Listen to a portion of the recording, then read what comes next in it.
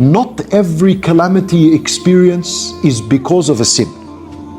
Let's be understanding of this matter. Not every calamity is because of the sin. Some calamities Allah may give you because of actual sins you've done. So He gives it to you so He can wipe away your sin.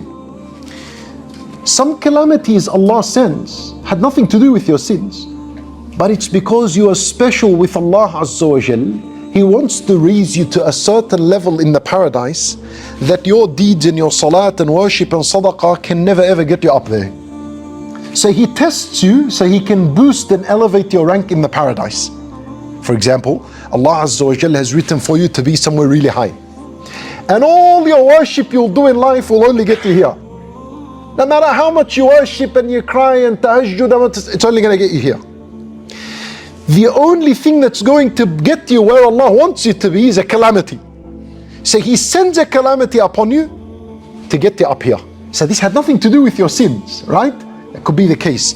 Because look, observe situations of prophets like Ayub alayhi salam, suffering in his bed, sickness, 18 years plus.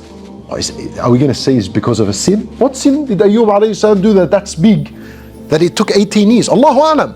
Lakin al-ulama would say this is because he's a prophet and Allah is elevating his rank. And some calamities could be because Allah loves this person. He tests him just like He would test the prophets and the messengers.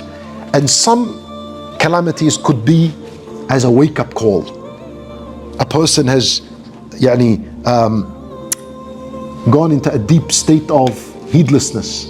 So Allah sends a calamity to wake him up, right? So we need to understand this point. It's always good for the slave to think bad of himself and always think good of Allah Azza wa Jal.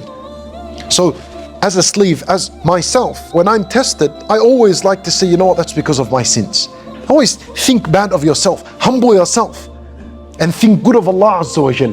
When you think of Allah, say, no, Allah only tested me because He loves me, and so that He may elevate my status and my rank in the paradise so I can be with the prophets and the messengers.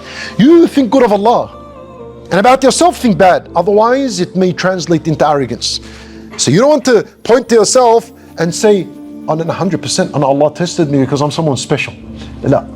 Humble yourself and think the worst of yourself, because that's how ubudiyah, that's how humility comes out of you.